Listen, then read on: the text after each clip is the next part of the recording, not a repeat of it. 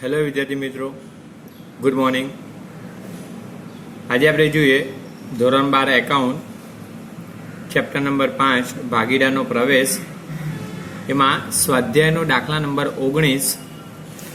છેલ્લે આપણે દાખલા નંબર 18 જોઈ ગયા, જે પ્રિયંકા અને જૈન્યાન્ય. એમાં પણ મૂડીનો હવાલો કોમ્પ્લિકેટ હતો.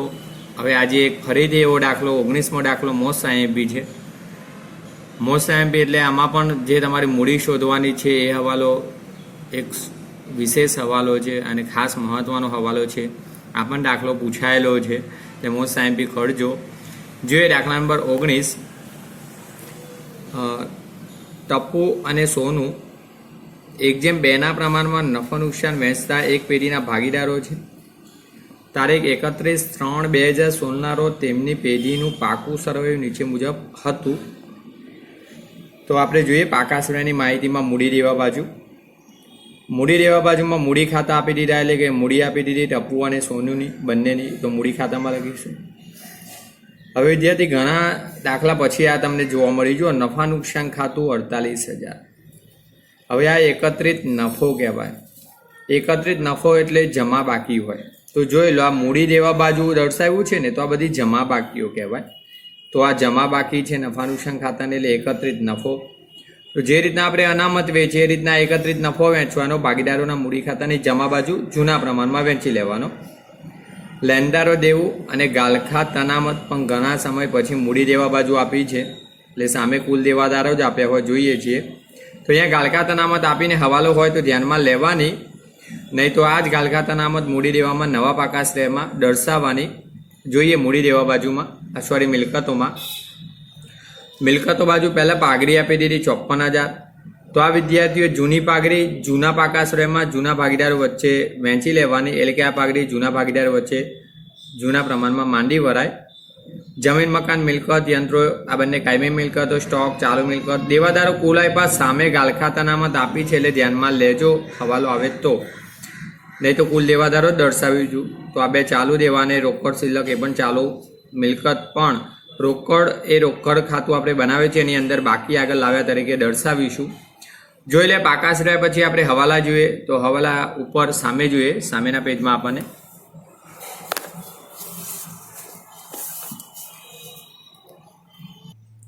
જોઈએ હવાલામાં.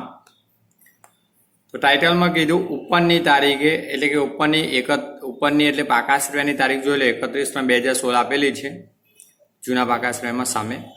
એ તારીખે તેઓએ ગોલીને નવા ભાગીદાર તરીકે પ્રવેશ આપ્યો અને પ્રવેશની શરતો એ મુજબ હતી. ગોલી એટલે કે નવો ભાગીદાર છે, ટપ્પુ સોનું એક નવા ભાગીદારને પ્રવેશ આપે. જોઈએ પહેલો, પાઘડીનું મૂલ્યાંકન 54,000 કરવામાં આવી. ઓકે, તો પાઘડીનું મૂલ્યાંકન 54,000 એટલે નવું મૂલ્ય આપ્યું. તો આ નવા મૂલ્યની અંદર નવા ભાગીદારના ભાગની પાઘડી શોધી લેવાની. એનો ભાગ શોધવા માટે નીચે આપણને 8મો હવાલો આપ્યો છે એટલે જોઈશું. પણ એનો જે ભાગ આવે એ ભાગના આધારે એના ભાગની એટલે કે ગોલીના ભાગની પાઘડી શોધી લેવાની. અને આ પાઘડી એ જૂના ભાગીદારોને ત્યાગના પ્રમાણમાં વહેંચાય. હવે એ પાઘડી એની મૂડીમાંથી લેવી કે રોકડમાં લાવશે, તો એ ખાસ મહત્વનું.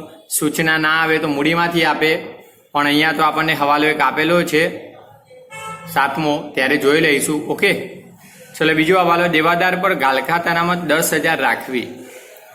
તો આપણે જોઈએ તો સામેના પેજ પર આપણને ગાલખાત અનામત જે 16,000 આપી હતી, છેલ્લી એન્ટ્રી છે મૂડી દેવામાં જુઓ. હવે કેટલી રાખવાની થઈ? ગાલખાત અનામત 10,000 જ રાખવાની થઈ, એટલે કે નવી અનામત 10,000ની રકમ રાખવાની થઈ. ટકાવારીની જગ્યાએ અહીંયા રકમ આપી દીધી સીધી, આમ તો 10%, 15% એની જગ્યાએ રકમ આપી. તો તમારે નવા પાકા શ્રેયમાં દેવાદારોમાં નવી અનામત પહેલાં રાખી દેવાની, દેવાદારોમાંથી બાદ કરી લેવાની. હવે જોઈએ નવી 10,000 રાખવાની, જૂની હતી તમારી 16,000. તો જૂની અનામતમાં 6,000 ઘટાડો કરો ત્યારે 10,000 રહે નવી. તો જૂની અનામતમાં 6,000નો ઘટાડો થાય, એટલે કે અનામત ઘટે તો નફો વધે. પુનઃમૂલ્યાંકનની જમા પર 6,000. ત્રીજો હવાલો જોઈએ, જમીન મકાનની કિંમત 10% વધારો કરવો. તો આપણે જમીન મકાન સામે દર્શાવ્યું એની કિંમતમાં વધારો કરી લઈશું, એની એન્ટ્રી પુનઃમૂલ્યાંકનમાં આપીશું. એ આપણે ત્યાં બોર્ડ વર્કમાં જોઈએ છીએ. અહીં મિલકત વધે નફો વધે તો પુનઃમૂલ્યાંકનની જમા પર થાય. ચોથો, યંત્ર, આ ખાસ આઈએમપી જે આગળ આવી ગયો સ્ટોકનો આવો જુઓ. યંત્રોની ચોપડે કિંમત, ચોપડે એટલે પાકા શ્રેમે જે આપી તે ચોપડે, જે પાકા શ્રેમમાં જુઓ મિલકતો બાજુ યંત્રો આપ્યા છે 1 લાખના, એ ચોપડે કિંમત તેની બજાર કિંમત કરતાં 25% વધુ છે. તો તમારા જે ચોપડે 1 લાખ આપ્યા છે ને એ એની બજાર કિંમત કરતાં 25% વધુ છે.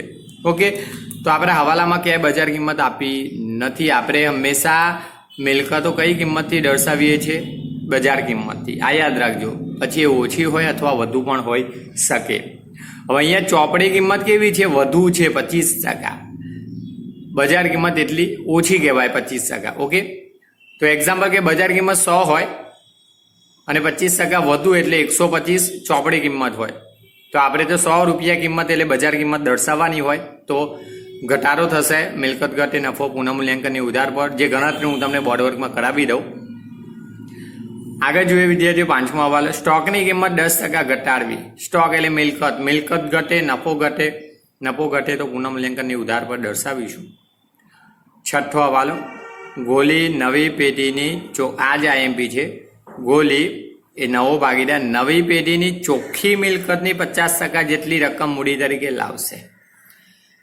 જે ગોલી ભાગીદાર છે ને એ નવી પેઢીની ચોખ્ખી મિલકત. હવે નવી પેઢી એટલે નવું પાકું સરવૈયું છે, એમાં 3 ભાગીદાર એટલે કે સોનું, ટપુ, એની જે કુલ મૂડી છે અને ગોલી એની ત્રણેયની કુલ મૂડી છે એના 50% મૂડી કોની હશે? ગોલીની. ચોખ્ખી મિલકતો દીકરા, આ ચોખ્ખી મિલકતો શબ્દ આપણે પાઘડીના ચેપ્ટરની અંદર આવેલો. ચોખ્ખી મિલકતો એટલે કુલ દેવા માઇનસ ચોખ્ખી મિલકતો એટલે કુલ મિલકતો માઇનસ કુલ દેવા, અને ચોખ્ખી મિલકતોને કહેવાય રોકાયેલી મૂડી. ઓકે, તો આ રોકાયેલી મૂડી છે, રોકાયેલી મૂડી 3 ભાગીદારની હોય. ઓકે, ગણતરી બોર્ડ વર્કમાં તમને સમજાવીશ. 3 ભાગીદારની મૂડીમાંથી 50% મૂડી કોની રહેશે? ગોલીની, ને 50% કોની હશે? 2 ભાગીદારોની. એટલું યાદ રાખજો. 7મો હવાલો, ગોલી તેના ભાગની પાઘડીની રકમ રોકડમાં લાવશે. તો જે પહેલો હવાલો છે પુનઃમૂલ્યાંકન 54,000, એમાંથી ગોલીના ભાગની જે પાઘડી શોધો ને એ પાઘડી હવે ગોલી હેમાં લાવવાનું છે? રોકડમાં. તો રોકડમાં લાવે ત્યારે રોકડ ખાતે ઉધારથી પાઘડીના પ્રીમિયમ ખાતે, ને પાઘડીનું પ્રીમિયમ બાકીના 2 ભાગીદારોને ત્યાગના પ્રમાણમાં વહેંચવાનું. આપણે ત્યાગનું પ્રમાણ શોધીએ, બંનેને મળે કે એકને, એ ત્યાગના પ્રમાણ પરથી ખબર પડે. તો નીચે જોઈએ આપ્યો છે 8મો. જોઈએ 8મો હવાલો, ટપુ તેના નફાનો 1/3 ભાગ. જો નફાનો ભાગ એટલે ભાગનો ભાગ થયો, જ્યારે સોનું તેના નફાના ભાગમાંથી 1/3 ભાગ ગોલીને આપશે. ગોલી એટલે નવા ભાગીદારને. તો ટપુ છે ને એ ભાગનો એટલે કે નફાના ભાગનો ભાગ થયો આપે છે, જ્યારે સોનું ભાગીદાર છે ને નફાના ભાગમાંથી ભાગ આપે છે. તો આ સોનુનો તો ત્યાગ સીધો આપ્યો, ભાગમાંથી ભાગ આપે એટલે મેં કહી દીધું વિદ્યાર્થીઓ આગળ પણ ત્યાગ કહેવાય ને, આપણે દાખલા ગણ્યા. તો આનો સીધો ત્યાગ આપ્યો, પણ આનો ભાગનો ભાગ આપે છે ને ત્યાગ કહેવાય નહીં. આનો 1/3 જે ભાગનો ભાગ છે એને એના જૂના પ્રમાણ વડે, એના નફા નુકસાન જૂના પ્રમાણ વડે ગુણો ત્યારે એને નફામાંથી ગુમાવેલો ત્યાગ મળે. નાના દાખલા એટલા માટે જ મેં કરાવ્યા હતા, અને નાના દાખલામાં આવી ગયું હતું, છેલ્લો કન્ટેન્ટ હતો, જોજો. એટલે એ પ્રેક્ટિસ કરવી પડે. ઘણા વિદ્યાર્થીઓ કેવા હતા કે મતુક સર આ બધે પૂછાવાનું નહીં, આ બધી પ્રેક્ટિસ શા માટે કરવી ના. તો મને ખબર હોય કે બોર્ડમાં કેટલું તમને શા માટે કરાવવું પડે, એટલા માટે મેં તમને નાના દાખલા એટલા માટે કરાવ્યા કે આ બધી પ્રેક્ટિસ થાય. પાઘડીની જે આવી આમનો તો ત્યાગના આ બધા દાખલા, તો એટલે ખાસ આ કર્યા હોય તો સારું હતું, ના કર્યા હોય તો ફરીથી રિમાઇન્ડ કરી લેજો અને આ જોઈ લેજો. ઓકે, તો આને જૂના પ્રમાણ વડે ગુણવાથી મળશે ત્યાગ, અને આનો ત્યાગ આપી દીધો છે, ત્યાગનો સરવાળો થઈ જાય. ઓકે, જોઈએ નીચે શું પૂછ્યું. જરૂરી ખાતા તૈયાર કરી પ્રવેશ બાદનું પાકું સર્વે તૈયાર કરો. તો આપણું તો આ દર દાખલામાં આવતું જ, એટલે દરેક દાખલામાં જરૂરી ખાતા એટલે પુનઃમૂલ્યાંકન ખાતું, ભાગીદારોના મૂડી ખાતા, રોકડ બેંક ખાતું એટલે, અને પાકું સર્વે, નવું પાકું સર્વે. તો આ 4 ખાતા હતા, પણ અહીંયા કંઈક નવું છે. જુઓ, 3 ભાગીદારોનું નફા નુકસાનનું નવું પ્રમાણ નક્કી કરો. હવે આ 3 ભાગીદારોનું નફા નુકસાનનું નવું પ્રમાણ શોધવાનું દાખલાના ભાગ રૂપે કીધું છે, તો શોધવું પડશે, નહીં તો નવું પ્રમાણ શોધવાની જરૂર નહોતી પડતી. કારણ કે આ બંનેનો ત્યાગ આપણે જે શોધી લઈએ છીએ એ બંનેના ત્યાગનો સરવાળો એટલે ગોલી નવો ભાગીદાર એનો ભાગ થઈ જાય એટલે નવો ભાગ મળી જાય. પણ હવે કીધું છે 3નું નવું પ્રમાણ શોધી લઈશું. ઓકે, તો ચલો વિદ્યાર્થીઓ, આપણે પાઘડી, ત્યાગનું પ્રમાણ અને નફા નુકસાનની ગણતરી બોર્ડ વર્કની અંદર જોઈએ. ઓકે,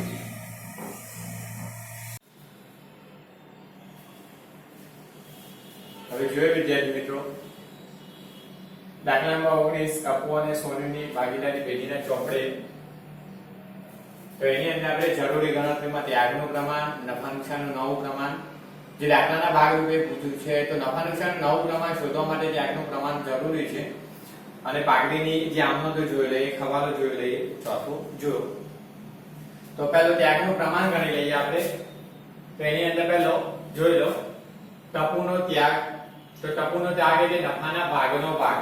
હવે ટપુ છે ને, છેલ્લો હવાલો વાંચો કે ટપુ નફાનો ભાગ આપે છે, એટલે નફાના ભાગનો ભાગ થયો. તો ટપુ નફામાંથી કેટલો 1/3 ભાગ આપે છે. ઓકે, આ 1/3. ને અહીંયા સોનું તેના ભાગમાંથી ભાગ 1/6 આપે છે. તો તમને આ અને બે બાબત. હવે ભાગમાંથી ભાગ એટલે સીધો ત્યાગ, જ્યારે ભાગનો ભાગ એટલે ત્યાગ સીધો કહેવાય નહીં. એટલે આપણે બંનેનો ત્યાગ સરખો કરવા માટે, આનો ત્યાગ શોધવા માટે શું કર્યું આપણે? એનું જૂનું પ્રમાણ. તો દાખલામાં જૂનું પ્રમાણ ટાઇટલમાં ટપુ અને સોનુનું 1:2 આપેલું છે. ઓકે, એમાં ટપુનું પહેલો કહેવાય તો 1/3 થાય. તો એનું જૂનું પ્રમાણ વડે ગુણી લીધો. એનો જે ભાગનો ભાગ હતો એને જૂના પ્રમાણ વડે ગુણી લીધો. તો 1 × 1 એટલે 1 અને 3 તારી 9, 1/9. અને આનો તો સીધો ત્યાગ આપેલો છે 1/6.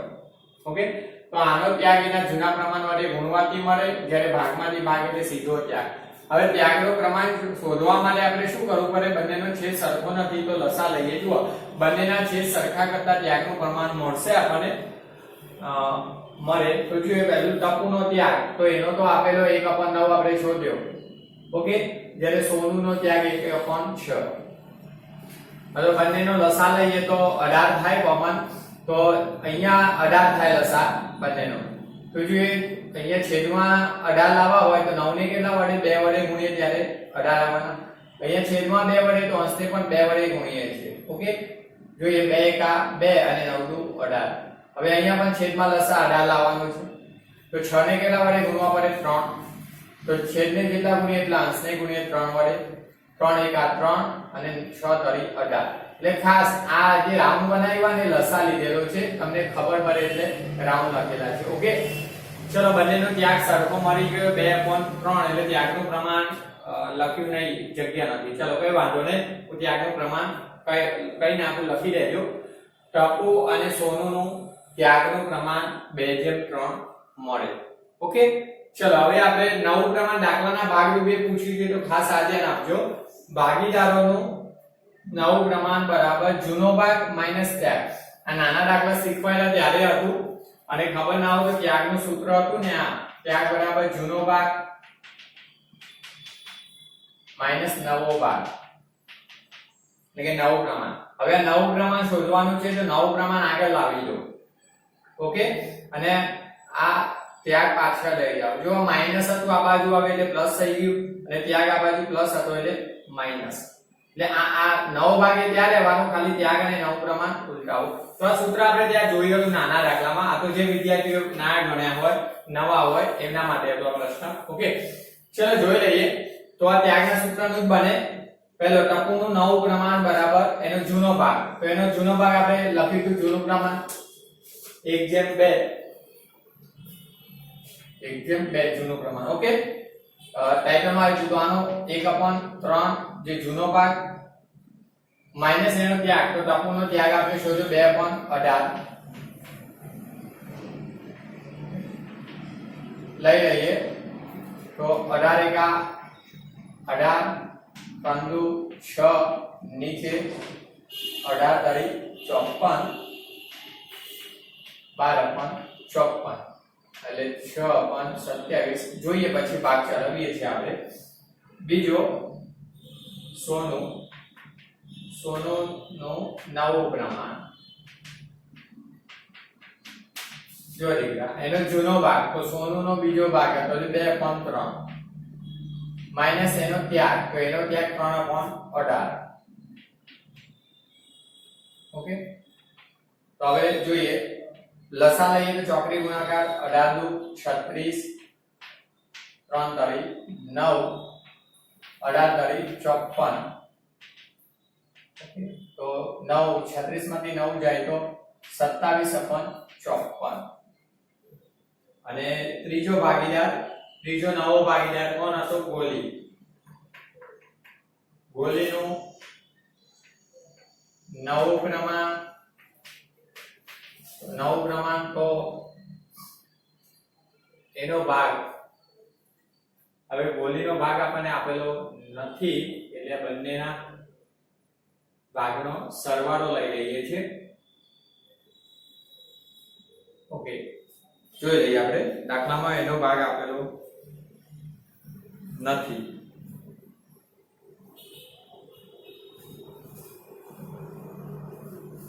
તો ગોલીનો ભાગ નથી આપ્યો આપણને, તો આપણે શું કરીએ? આ જે બંને ભાગીદારો છે એના ત્યાગનો સરવાળો એટલે નવા ભાગીદારનો ભાગ થાય. તો અહીંયા ટપુનો ત્યાગ અને સોનુનો ત્યાગ. ખાસ યાદ રાખજો વિદ્યાર્થી મિત્રો, જૂના ભાગીદારોએ ગુમાવેલો નફો એટલે કે ત્યાગ જે નવા ભાગીદારનો ભાગ થાય, તો આમાં ભાગ આપ્યો હોય ને તો લસા લઈને સરખું નવું ક્રમાંક કરવાનું હતું. ભાગ નથી આપ્યો તો બંનેના ત્યાગનો સરવાળો જોઈએ. તો 2/18 પ્લસ આનો 3/18 એ સામાન્ય છેદ 18, બંનેમાં છેદ કોમન. 2 ને પ્લસ 3 એટલે 5/18 જે મળ્યો. હવે આપણે જોઈએ દીકરા નવું ક્રમાંક બધાનો છેદ કોમન કેવો 18 છે. તો અહીંયા ભાગ ચાલી શકે તો વાંધો નહીં, લસા નથી લેવો. 18 તારી 54, 4 તારી 12. ઓકે, તો 4 તારી 12 એટલે 3 અને 18 તારી 54, 18 3 ઉડી જાય. આમાં પણ 9 તારી 27 એટલે 3 અને 18 તારી 54 3 ઉડી જાય. ઓકે, એટલે નીચે થઈ ગયા 18 આવી ગયા. તો અહીંયા નફા નુકસાનનું પ્રમાણ લખી લઉં છું, સરખું થઈ ગયું. ટપુ, સોનું અને ગોલીનું આ દેખાય ના તો આ લસા સામે લખું છું. 2 + 3. ઓકે, નીચે 18 એટલે 5/18. ઓકે, આપણે બધા લાવી દે તો ઉપરથી લખું તમને દેખાય. ટપુ, સોનું અને ગોલીનું નવું નફા નુકસાનનું પ્રમાણ.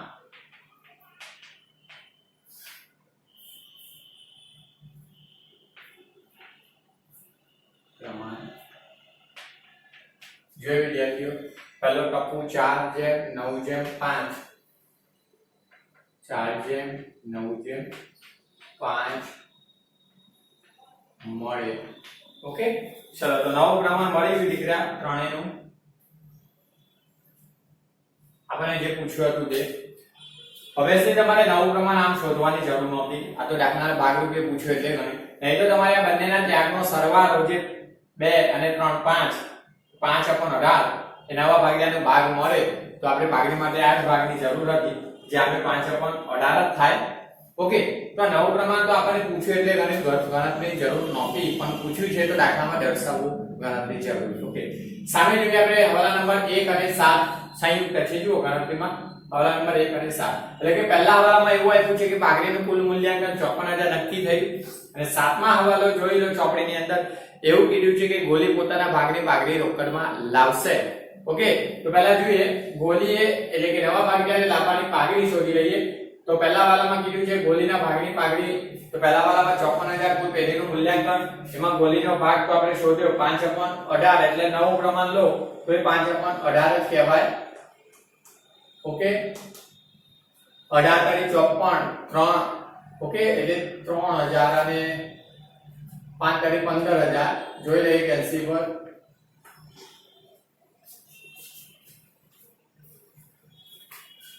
54,000 ગુણ્યા 5 ભાગ્યા 18 એટલે 15,000. ઓકે, ચલો 15,000 જે એના ભાગની પાઘડી શોધી લીધી આપણે ગોલીના. હવે સાતમા વાળો કીધો હતો વિદ્યાર્થીઓ કે ગોલી પોતાના ભાગની પાઘડી રોકડમાં લાવે, તો આમનો જ જોઈએ. રોકડમાં લાવે ત્યારે રોકડ આવે તો ઉધાર કે પાઘડીના પ્રીમિયમ ખાતે પાઘડી લાવે છે, તો 15,000 પાઘડીનું પ્રીમિયમ. ઓકે, ત્યાર પછી આ પાઘડીનું પ્રીમિયમ જૂના ભાગીદારોને ત્યાગના પ્રમાણમાં મળે, ટપુ અને સોનુને ત્યાગના પ્રમાણમાં. તો મેં તમને ત્યાગનું પ્રમાણ લખાયું 2:3 લખી લેજો. તો ટપુ અને સોનુને મળે ત્યારે પાઘડીના પ્રીમિયમ ખાતે ઉધાર 15,000. આ 15,000 ને આપણે ત્યાગના પ્રમાણમાં વેચીએ તો 2:3 છે. 15,000 ગુણ્યા 2 ભાગ્યા 5 6,000. તો બાકીના ભાગીદારનું 9,000 જ મળે. બાદ કરો 6,000 15,000 માંથી એટલે ઓકે, આ ભાગડીનું પ્રીમિયમ વેચી લીધું. આને આપણે કટોકટી કરી લઈશું. એના પછીનો હવાલો જોઈએ, હવાલા નંબર 4 જે આપણે વચ્ચે હતો એક. તો જો હવાલા નંબર 4 ની અંદર કીધું છે યંત્રોની ચોપડે કિંમત તેની બજાર કિંમત કરતા 25% વધુ. એટલે ચોપડે જે યંત્રો છે 25% વધુ છે, એનો મતલબ એવો થાય કે બજાર કિંમત 25% ઓછી વેલ્યુ છે, કારણ કે બજાર કિંમત કરતા વધુ ચોપડે છે. તો આપણે જોઈ લઈએ કે યંત્રોની ચોપડે કિંમત તેની બજાર કિંમત કરતા 25% વધુ છે. આપણે દાખલાની અંદર ચોપડે કિંમત જ આપી છે, એટલે કે પાકા શ્રેણીમાં જે દર્શાવ્યા ને 1 લાખ એ ચોપડે કિંમત જ આપી છે, બજાર કિંમત આપી નથી. બજાર કિંમત શોધવાની. તો જનરલી આ જે શોધવાની હોય ધારવાની થાય આપણે. તો જો ધારી લઈએ, ધારો કે યંત્રોની બજાર કિંમત ₹100. ઓકે, ₹100 બજાર કિંમત છે અને 25% વધુ એટલે 100 ના 25% એટલે ₹25 વધુ. તો 100 + 25 125 સહિત એ કઈ છે ચોપડે કિંમત. તો તમે જોઈ કે યંત્રોની ચોપડે કિંમત જે બજાર કિંમત કરતા 25% વધુ, બજાર કિંમત કરતા 25% વધુ છે, તો 125 છે. હવે આપણી પાસે આ ચોપડે કિંમત દાખલાની અંદર આપેલી છે, તો લખી જુઓ ચોપડે કિંમત તો બજાર કિંમત. જો ચોપડે કિંમત યંત્રોની 125 હોય ત્યારે બજાર કિંમત ધારણા પ્રમાણે કેટલી છે 100. હવે યંત્રોની ચોપડે ખરેખર જે દર્શાવેલી છે આપણા મિલકતમાં જુઓ પાકા શ્રેણીમાં, તો યંત્રો ચોપડે 1 લાખના, તો ખરેખર યંત્રો ચોપડે 1 લાખના દર્શાવ્યા છે પાકા શ્રેણીમાં ચોપડે કિંમત એટલે. તો એની બજાર કિંમત કેટલી? તો આપણે લઈ લઈએ ચોપડી ગુણાકાર 1 લાખ ગુણ્યા 100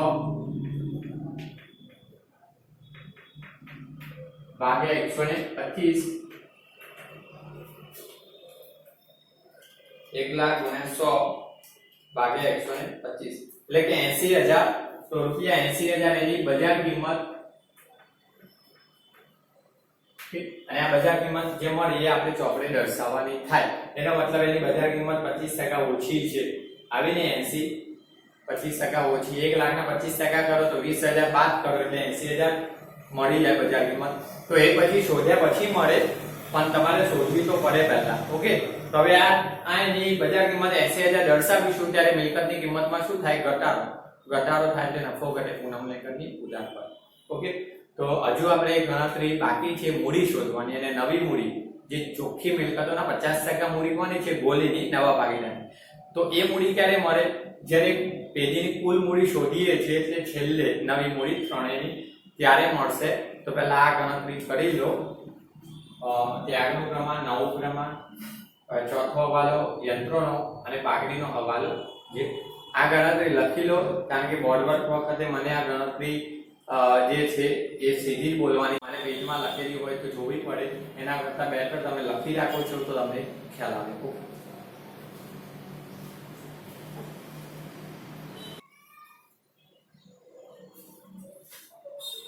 હવે જોઈએ વિદ્યાર્થીઓ, પુનઃમૂલ્યાંકન, ભાગીદારના મૂડી ખાતા, રોકડ ખાતું અને નવું પાકું સરવૈયું.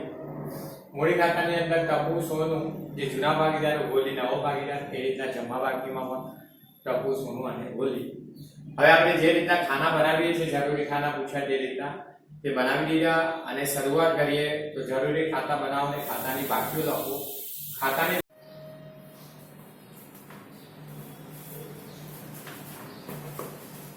જો પાકા શ્રેણીની અંદર રોકડ શિલ્લક મિલકતોમાં, રોકડ શિલ્લક એટલે કે રોકડ છેલ્લી 40,000 આવી તો રોકડ ખાતામાં લખી દઈએ. બાકી આગળ લાવ્યા 40,000 સરોની રોકડ શિલ્લક. ચલો ત્યાર પછી જોઈએ કે બંનેની મૂડી. તો સામે મૂડી લેવામાં જો મૂડી ટપુની 2 લાખ અને સોનુની 3 લાખ. મૂડી ખાતામાં લખી દઈએ, જમા બાકી કહેવાય. તો જમા બાજુ બાકી આગળ લાવ્યા 2 લાખ અને 3 લાખ.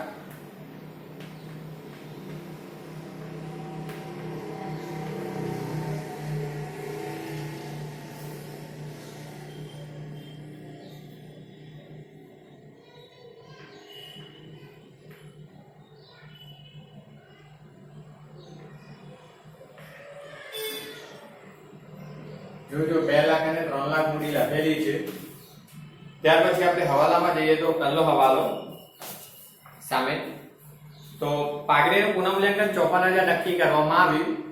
54,000 જે પાઘડી હતી એમાંથી નવા મૂલ્યની અંદરથી આપણે નવા ભાગીદારની ગણતરી કરી કે જે ગોલીના ભાગની 15,000 પાઘડી આપી અને આ પાઘડી રોકડમાં લાવે. જે સાતમો હવાલો હતો કે ગોલી તેના ભાગની પાઘડી રોકડમાં લાવશે. તો વિદ્યાર્થીઓ આપણે આની ગણતરી કરી નાખી નીચે હવાલામાં.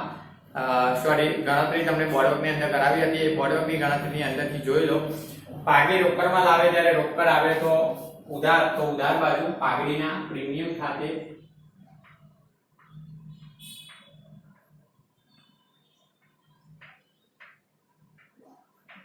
15,000 ની પાઘડી રોકડમાં લાવે અને તે પાઘડીના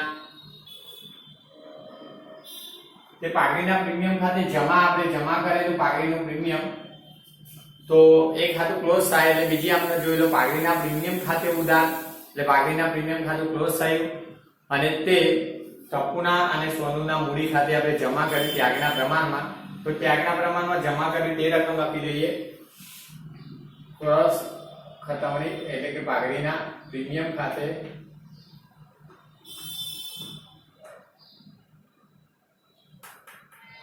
રકમ જોઈએ દીકરા આપણે જે ત્યાગનું પ્રમાણ 2003 આવ્યું તો 15,000 ના. તો આની 15,000 ની પાઘડી 2003 એટલે 6,000 આવતી ટપુની. તો 15,000 માંથી 6,000 બાદ કરો એટલે આની 9,000 આવતી જ હતી, આપણે જોઈ હતી. ચલો ત્યાર પછીનો પ્રશ્ન પાઘડીના પ્રીમિયમ પછી બીજો હવાલો. દેવાદારો પર ગાલખાતાનામાં 10,000 રાખવી. તો જો જૂના પાકા શ્રેણીમાં દેવાદારો, તો ત્યાં દેવાદારો તમને 80,000 આપેલા છે અને સામે મૂડી દેવામાં ગાલખાતાનામાં 16,000 આપેલી છે. તો આપણે પહેલા દેવાદારો લખી લઈએ.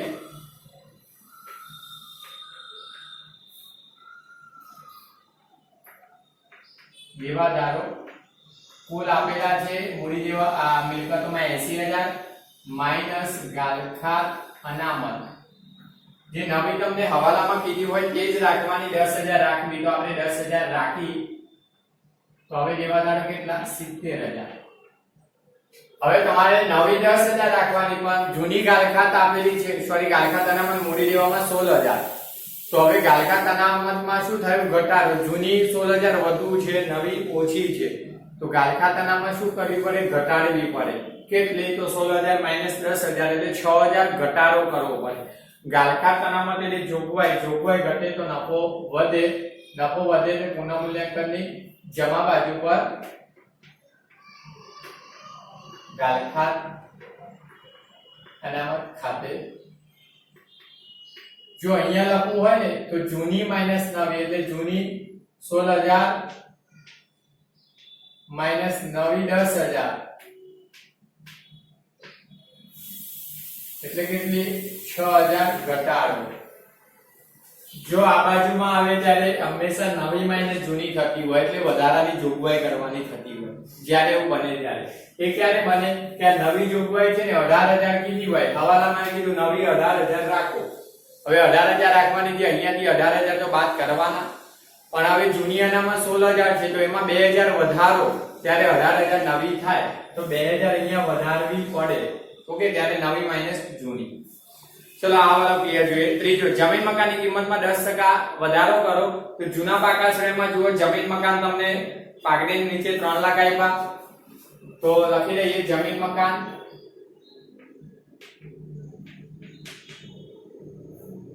3 લાખ હવાલામાં કીધું કેટલો વધારો છે 10% તો માઈનસ પ્લસ વધારો 10% તો 3 લાખના 10% એટલે 30,000 આઉટરમાં વધારા બાદ 3,30,000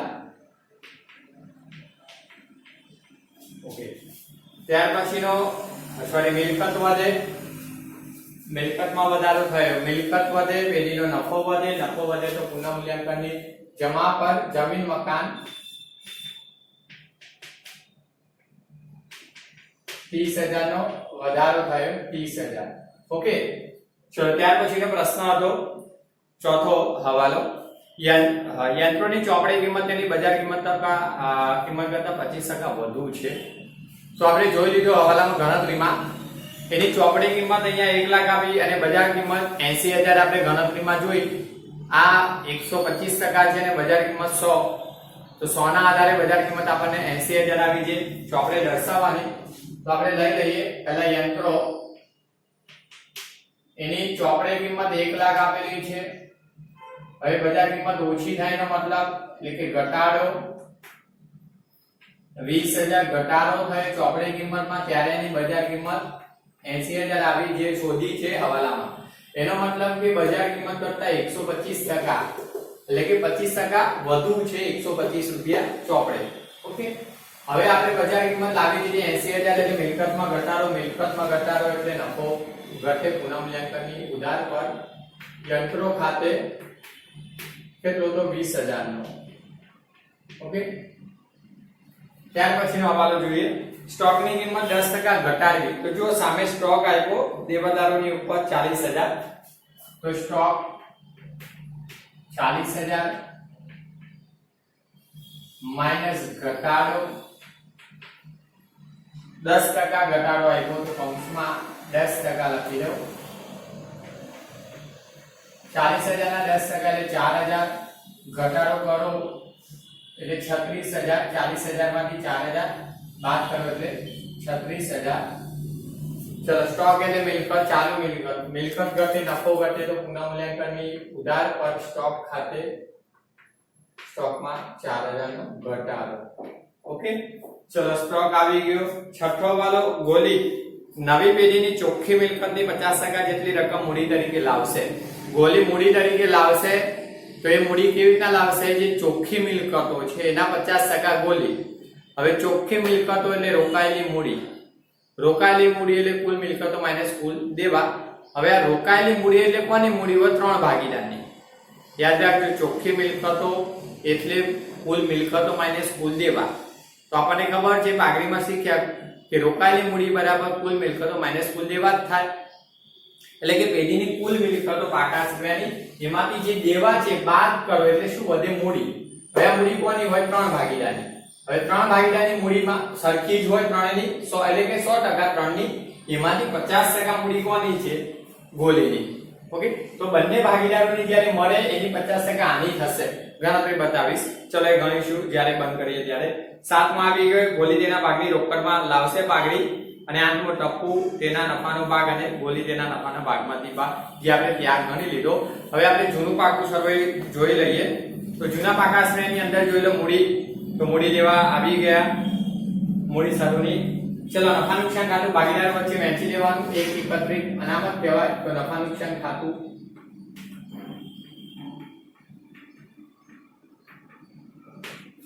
તો નફા નુકસાન ખાતું તમને 48,000 આપ્યું એને 1/2 જૂનું પ્રમાણ જો ટાઇટલમાં આપ્યું 1/2 એને વહેંચી નાખો તો 16,000 અને આનું 2 એટલે 16 નું 32 ડબલ જ થવાનું 32,000 ઓકે વહેંચી લેજો તમે 1/2 ના પ્રમાણમાં તો 16 ને 32 જ થાય ચલો લેણદારો એના વિશે કોઈ માહિતી નથી તો લેણદારો એના કિંમત આપણે દર્શાવીએ કે બધા કિંમત બોલાય તો લેણદારો ચોપડે 50,000 ઓકે બીજું ગાલકા અનામત આવી ગયો હવાલો જે આપણે જોઈ લીધો દેવાદારો પર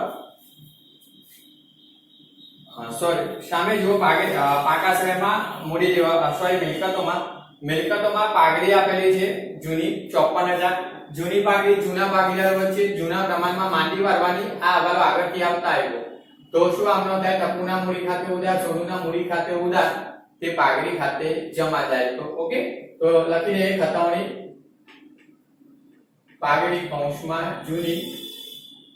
હવે જૂની પાઘડી 54,000 ને જૂના પ્રમાણમાં 54,000 ને 2:1 ના પ્રમાણ, સોરી 1:2 ના પ્રમાણમાં ઉપર ડાયગ્રામમાં જૂનું પ્રમાણ છે તે 18,000 અને 18 × 36 આનો 2 ગણો એટલે 36,000. ઓકે, ચલો જૂની પાઘડી માંગી વાળી. ત્યાર પછી જમીન મકાન મિલકત જો 3 લાખ આવી ગઈ, યંત્રો આવી ગયા, સ્ટોક આવી ગયો, દેવાદાર પણ આવી ગયા અને રોકડ શિલ્લક તરીકે દર્શાવી. ઓકે, તો આપણે હવે પુનઃમૂલ્યાંકન ખાતું ક્લોઝ કરીએ છીએ.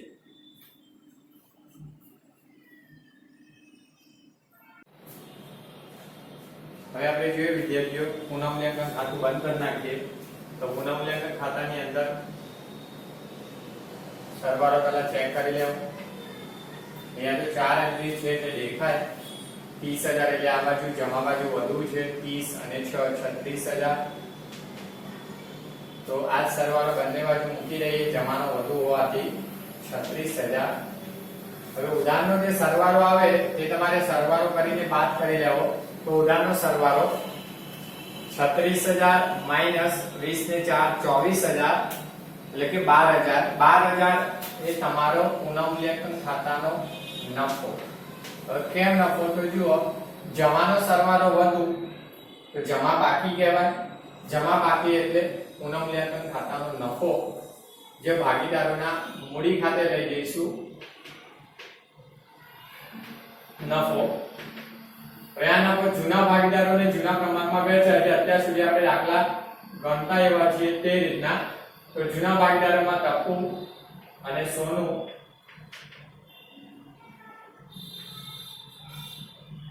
12,000 ને જૂનું પ્રમાણ દાખલાની ટાઇટલમાં આપેલું છે 1:2.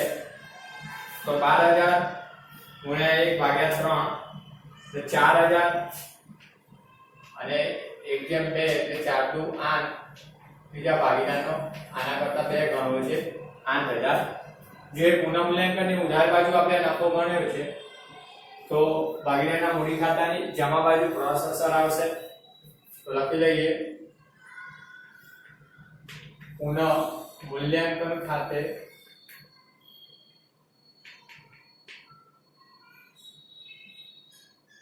કૌંસમાં નફો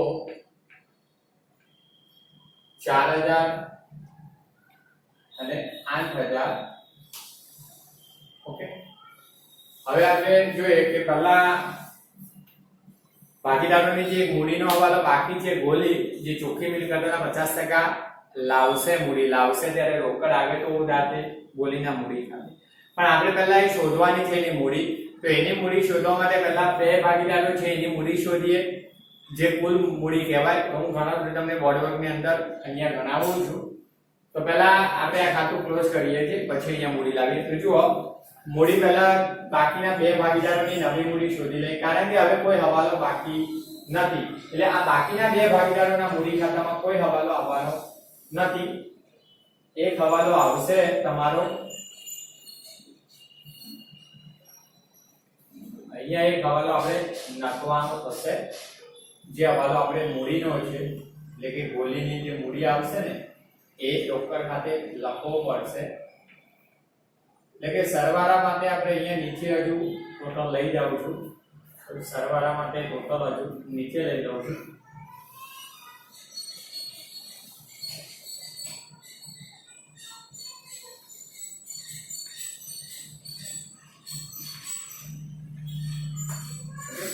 જોઈએ આપણે 2 લાખ 2 લાખ 6,000 2,10 અને 2,26.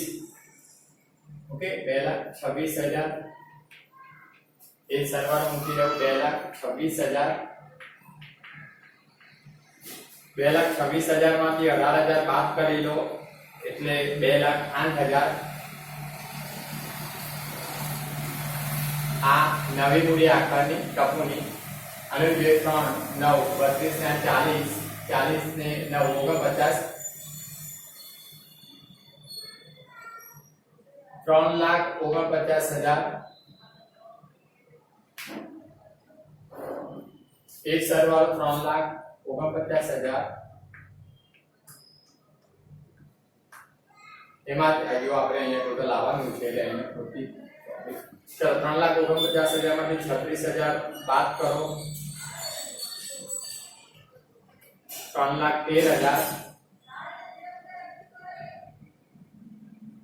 ઓકે ચલો આ બે મૂડી મળી ગઈ બાકીના બે ભાગીદારો તો બાકી આગળ લઈ ગયા આખાની મૂડી ઓકે હવે આપણે જોઈશું હવાલો તો હું અહીંયા પહેલા ગણતરી બતાવી લઉં તો વિદ્યાર્થીઓ પહેલા પુનઃમૂલ્યાંકન ખાતું ક્લોઝ થઈ ગયું છે આપણે બંધ કરી નાખ્યું છે તો આ ખાતું લખી દો ગણતરી આની પછી અહીંયા હું ગણતરી કરી આપું છું મૂડીને સમજાવી દઉં ઓકે તો લખી દો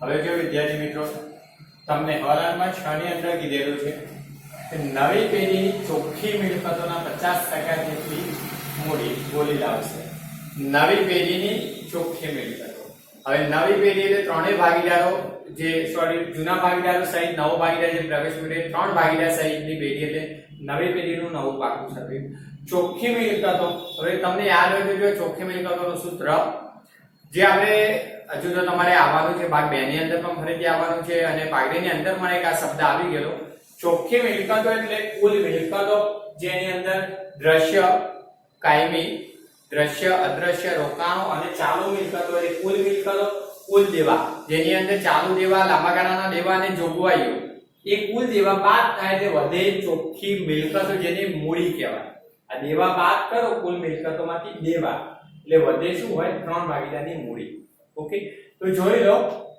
ચોખ્ખી મિલકતોનું સૂત્ર શું થાય કુલ મિલકતો માઈનસ કુલ દેવા સૂત્ર છે કુલ મિલકતો માઈનસ કુલ દેવા એકલા દેવા ઓકે હવે આપણે શીખ્યા પાઘડીની અંદર કે રોકાયેલી મૂડી તો જો ત્યાં પાઘડીની અંદર સૂત્ર હતું રોકાયેલી મૂડી બરાબર કુલ મિલકતો માઈનસ કુલ દેવા એટલે આપણે અધિક્રમની પદ્ધતિની અંદર આ સૂત્ર વાપરતા રોકાયેલી મૂડી અપેક્ષિત નફો છે અપેક્ષિત શોધવા માટે તો જો રોકાયેલી મૂડી બરાબર કુલ મિલકતો માઈનસ કુલ દેવા થાય હવે કુલ મિલકતો માઈનસ કુલ દેવા એટલે ચોખ્ખી મિલકતો એનો મતલબ રોકાયેલી મૂડી બરાબર ચોખ્ખી મિલકતો થાય ઓકે હવે રોકાયેલી મૂડી એટલે કઈ મૂડી તો ધંધામાં કઈ મૂડી હોય કે જે ભાગીદારોએ રોકાણ કર્યું છે તો પેઢીની અંદર કયા ભાગીદારો ત્રણ નવી પેઢીમાં કીધું છે તો નવી પેઢીમાં ચોખ્ખી મિલકતો કોની મૂડી હોય ત્રણેયની હોય એટલે કે ટપુની મૂડી સોનુની પ્લસ ગોલ્ડની મૂડી તો ટપુની મૂડી વત્તા સોનુની વત્તા ગોલ્ડની મૂડી જે નવી પેઢીની ચોખ્ખી મિલકતો એટલે રોકાયેલી મૂડી ઓકે હવે આપણને દાખલાની અંદર જ કીધું છે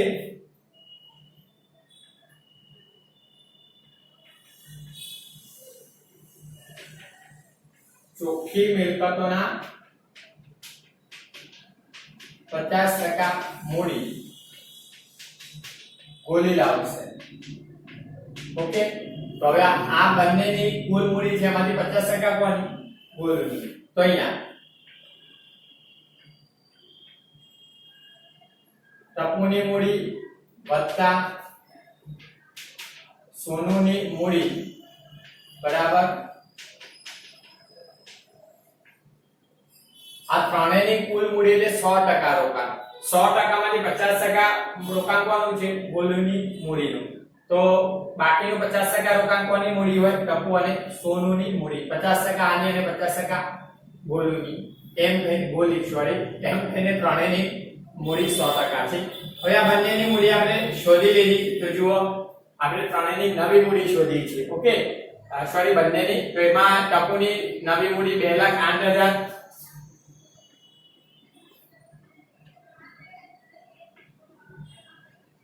प्लस सोनूनी 3,13,000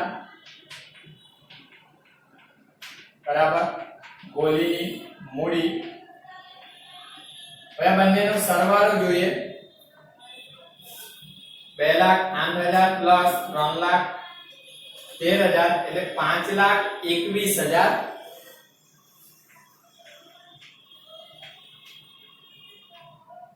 એ કોની મૂડી ગોલીની મૂડી જે રોકડમાં લાવશે શબ્દ આપ્યો છે એટલે રોકડમાં લાવશે તો આ જે મૂડી આવે એને આપણે આમનો જ કરી લઈએ પહેલા, અને આમનો લખ્યું તો લખી રાખજો, આવડે છે તમને.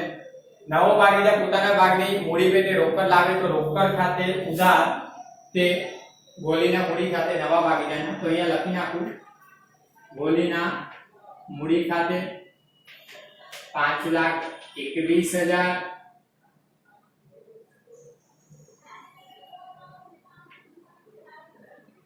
ઓકે. આ બીજી અસર મૂડી ખાતાની જમા બાજુ રોકડ ખાતે 5,21,000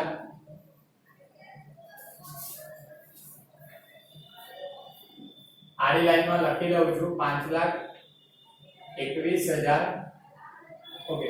ચલો બાકીના બે ભાગીદારની તો આપણે ઓલરેડી મૂડી ખાતા બંધ કરીને નવી મૂડી શોધી લીધી. હવે ગોલીનું મૂડી ખાતું બંધ કરી નાખીએ.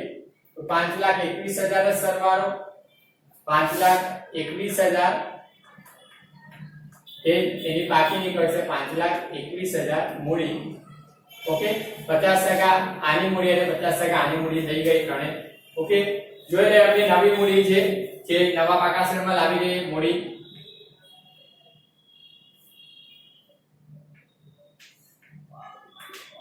તો જોઈએ પહેલું ત્રણે ભાગીદારના ટપુ, સોનુ અને ગોલી 2,08,000 3,13,000 અને 5,21,000. ઓકે આ ત્રણેયની નવી મૂડી સરવાળો લઈ નાખીએ.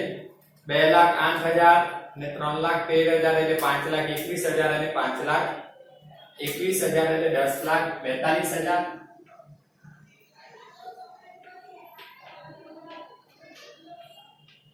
સરવાળો મેળવી લો પ્લસ 50,000 લેણદારો 10,92,000 સરવાળો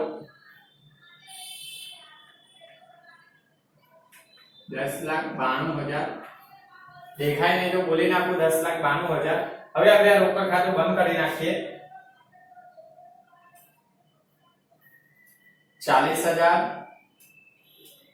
પ્લસ 15,000 અને 5,21,000 5,76,000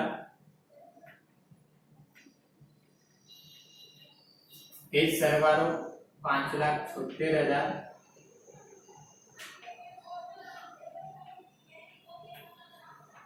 5,76,000 આપણી આખાની રોકડ શિલ્લક બાકી આગળ લઈ ગયા.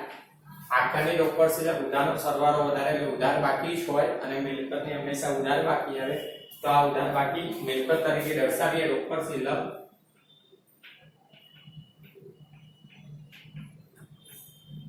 જે 5,76,000.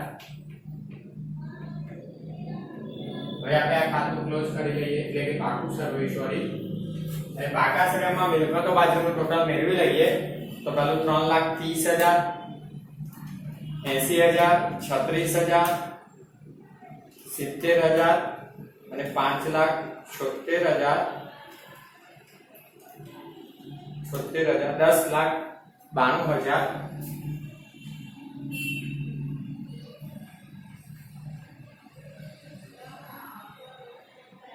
બંને બાજુનો સરવાળો 10,92,000 આવે છે. તમારો આ દાખલો રાઈટ કહેવાય, સાચો. ખાસ આ દાખલાની અંદર જે ચોખ્ખી મિલકતો એ 50% મૂડી લાવશે એટલે ચોખ્ખી મિલકતો એ તમારી ધંધાની રોકાયેલી મૂડી જ કહેવાય. ચોખ્ખી મિલકતોનું સૂત્ર હતું કુલ મિલકતો માઈનસ કુલ દેવા, એટલે એ જ સૂત્ર કહેવાય રોકાયેલી મૂડીનું. રોકાયેલી મૂડીનું સૂત્ર શું હતું? કુલ મિલકતો માઈનસ કુલ દેવા હતું. એટલે રોકાયેલી મૂડી બરાબર ચોખ્ખી મિલકતો જ કહેવાય. તો રોકાયેલી મૂડી કોની કોની છે? 3 ભાગીદારની. અને 3 ભાગીદારમાંથી 50% ગોલી લાવે છે તો 50% આ બે ભાગીદારોની છે. આ બંને ભાગીદારોની મૂડી આપણે અહીંયા શોધી લીધી કરી નવી મૂડી બંધ કરીને, અને 50% આની. તો આ નવું હતું, ખાસ યાદ રાખજો, પ્રેક્ટિસ કરજો. આ દાખલો ઇમ્પોર્ટન્ટ હતો. ઓકે લખી લેજો ગણતરી અને બાકીના ખાતા ઉતારી લેજો. ઓકે.